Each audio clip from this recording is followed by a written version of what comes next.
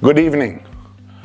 I would like first of all to commend the Jamaica Manufacturers and Exporters Association for recognizing and celebrating Manufacturers Month.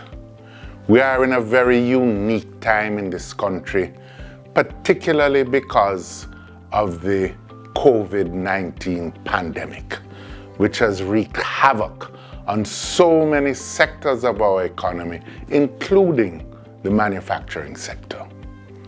Yet, we should not lose sight of the fact that manufacturing represents the largest single goods producing sector and a major contributor to employment.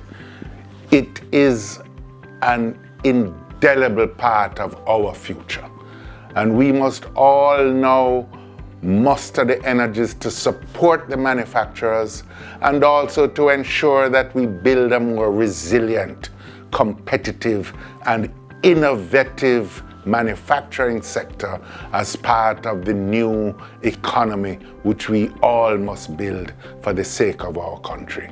So once again, congratulations to all of you who have made these celebrations possible, and let us find the energies to collaborate with each other for the sake of Jamaica's future and in order to build a stronger, more resilient manufacturing sector. Thank you.